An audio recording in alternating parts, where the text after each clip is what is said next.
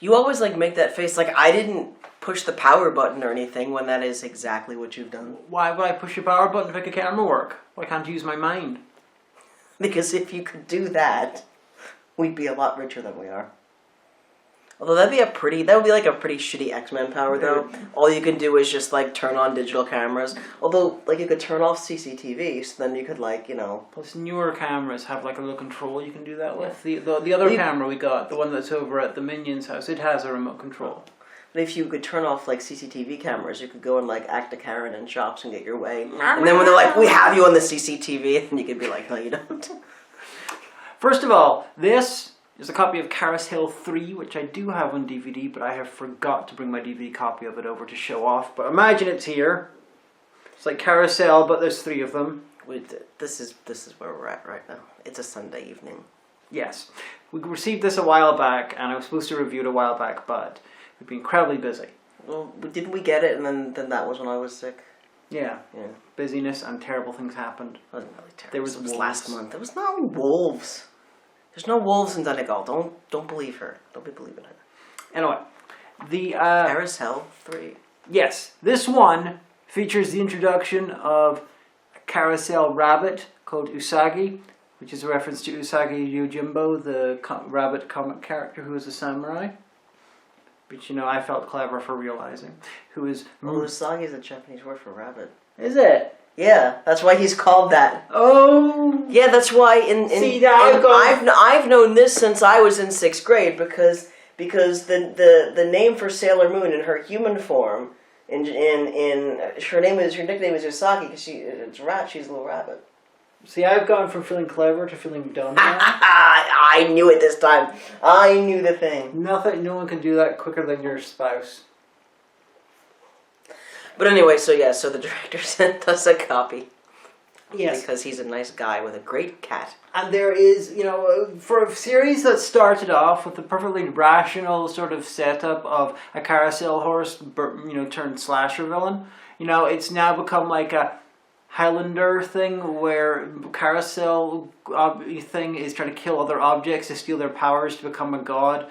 And there's the rabbit and there's the horse who's now a hero, and you remember he's got a son from the second one. It's a half magical carousel horse, half human. Yeah, also reincarnated American GI from World War II. No, the kid is. Oh yes, the kid is. Yeah. Oh yeah, and he's also the kid becomes Duke Nukem in a.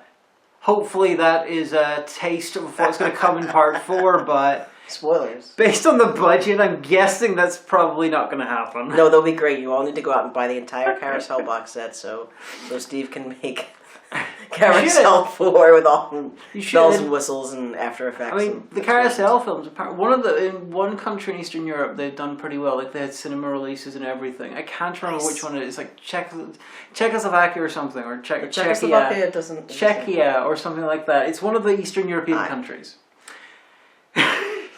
Sorry, Eastern Europe. Like, everyone's just, like, angrily texting or commenting on YouTube and... Well, you're brave to assume that, you know, more than 3 people are going to watch this. Because, you know, the vlogs are not popular compared to, like, my Doctor Who flux. I don't know. Guys, tell all your Eastern European friends to come watch this video and leave us angry comments in Cyrillic. Yes. Anyway, but then you've also got a fight between the guy who was the pizza guy in the first Carousel, who's... Was Steve's pizza character in the second one? Because I cannot remember. I can't remember because I was doing something, so I joined you guys like halfway through. I should have rewatched Carousel 2 in preparation for this. I apologize that I didn't. She's not doing her due diligence. Though, to be fair, you know, you watch this and, you know, you encourage you to just to go along with the flow and be like, yeah, okay. But yeah, because basically, like, I was like, all right, now there's this whole entire objects of dubious affinity, like, cinematic universe that, like, is explained in you know, in the first few minutes. Like, well, as you know, Bob, here's this whole entire cosmology we've got. And I'm just like, oh, we didn't have any popcorn because we'd just eaten dinner. I was like, all right, yeah, okay, where are we going with this? All right. And as per usual, Steve is the best thing in the film. He is fantastic. His pizza guy from the first film. He has an arc. Like, I remembered in the first film, we basically compared him to Tobey Maguire thing going on. We did, yeah. I was like, I did like on that Tobey Maguire guy, and you were like, that's a director. Yeah, and then In this one, he's got an eye patch, and he's out And for an revenge, attitude. and he's angry, and he's doing a gruff Batman voice, and then it briefly turns into an entire like Batman versus Superman thing, which came out of left field, but I know Steve likes. I was just pleased because so there's a part where like at the end he's like, all right, sorry about that, my thing. He has his voice is normal again, but like that's really where the new Batman. Well, not these new Batman films, the previous new Batman films. I mean, the Bale ones. Yeah, is that kind of like? Are they like now the prequel? Well, not technically. No, but like not prequel, but like the prequel trilogy of Star Wars.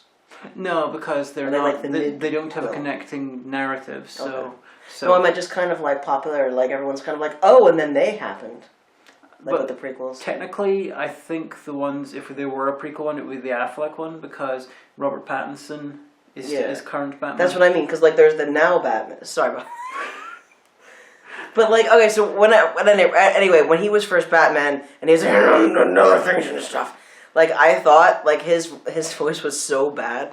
I thought that like that was like a plot point that like, oh, you meet him and his voice sounds like absolute shit because he's been like up crime fighting at night and not sleeping, and then like being Bruce Wayne during the day, and he's caught a terrible cold, and there'd be a point where Alfred would be like, but Master Bruce, your voice sounds like shit. But it's not. That's just his Batman voice, and so that was a really good. I was like, yes, see, I was right all along. Years later. I noticed also it might have been a cunning little Starro the Conqueror reference. You know, you got the rabbit's baby, half human, half furry rabbit. They make the best noise when they're born. I love that. Yeah, there's the rabbit carousel animal. They look like if you know Peeps, like the rabbit form of Peeps, if like someone had made like plushies of them but covered them in the fuzzy neon hair of trolls. Remember trolls? Like not the CGI trolls, ones, they're back the real in ones. rabbit form. Yeah, they looked like that. They looked like little fuzzy Peeps, and they're like, I love that. You see them. I love when something makes a noise. The carousel rabbit has threesome with two furries, and then gives birth to all these little minions, and they attach them. Oh, that's where they were wearing the rabbit stuff. Yeah, they were. I just thought that like either this was a themed Easter party because to go with the theme of the show, or those two were furries. Yeah, I'm pretty sure it was mentioned in the dialogue. Yeah, I thought she was just insulting them, but now I'm just seeing. Okay, yeah, they must be. Oh no, they're like the worst furries ever. That's like they'll get kicked out the fur meet. They can't cut. They're like banned from the convention because they just are wearing like like when a kid gets like bunny pajamas like before Easter that comes with like a little like ears on a thing. And I want to explain the story of the Conqueror connection because they have the threesome, and then the rabbit starts giving birth to these little furry things, and then they start attaching themselves to people's heads, and therefore they become the slaves. And it's like on the head, it's just like Starro the Conqueror from the Suicide Squad, which was also in the DCEU. So I think that Steve was deliberately putting DCEU references into this. I think that probably. Although I only noticed those, the Batman versus Superman and that. But wait a minute, were you not just texting with him before the film? Yes. We could have just asked. I could have. God damn it. But like, so we have a few questions. Oh well. But no, I mean, despite not having a cat in it, it was a good film. Cats were good. And I really like how all of the voice actors are like, yes, I might just be doing voice lines. I might just be doing ADR. But you know what? I am gonna sell the fuck out of this. Like your woman who was Usagi, she's like, you know what? Yeah, Autumn Ivy. I know there's no chance for me to ever get like an Academy Award, but I'm gonna try. And I salute you for that. Yeah. I really like that. It's Steve. A lot of low-budget filmmakers have trouble getting good performances out of people. Whether it's, they're just... Because it's like their cousin. Yeah, or... Who dropped out of community college. Yeah, or they don't have time. There's a lot of different factors. But Steve, he's good at getting it out of people. He is really good at that. That's one of his definite strengths. Oh. That and the freewheeling and sort of very genteel sense of humor. Yeah, like there was a lot of characters who had themes, and they all had, like, puns that went with it. But, like, for the most part, all the puns were delivered just, like, as straight dialogue.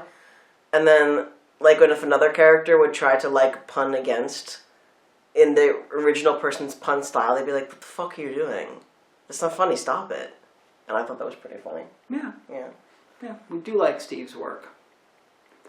And I think the writing in this was better than the one that was just the vignettes of Shingles, things. which he didn't write. Oh, okay, well that's probably. I mean, no offense to the screenwriters. Yeah, I'm very sure he didn't write Shingles. He just directed it. Yeah. But yeah, the writing was really good. Yeah. I appreciate that. Typical Steve Radzinski level of writing, which is funny, witty, cleverer than it appears, and very entertaining. And I need to know some background information. Like, I need to know some behind-the-scene information. Like, how many mascot costumes does he and his friends have sitting randomly around? And I want to know. And I want to know. You've got the carousel horse that you use for things, but you've also clearly got like pieces of a carousel horse that you use if you need to. Like if you need to have his hand in the shot, you're not manipulating the entire giant thing. Oh yeah, because 3D, just got the arm. 3D printing now. You could probably print out. How many of them do you have? Yeah, like you could just like Magic Steve and Lewis, they're like all into like 3D printing. Like I bet like if you said to Magic Steve, hey, how would you go about doing this if you needed a prop that could be, and he'd be like, oh, you print this and you print that piece. And that's what I think. What I want to know is, Steve, with all the pieces of carousel horses that you have, would it be possible for you to create like a version of the Thing just with, a carousel horse? I think that'd be fantastic. It's not a dog, it's the Thing. Yeah. I like that the first time that I saw the movie The Thing, it was over at Carlisle Road, and I'd never seen it before, and I didn't know the ending. I didn't know I knew there was an alien involved at some point, and it would kill people and everything like that. But so there was this joke that my friends and I had from high school when we first discovered anime.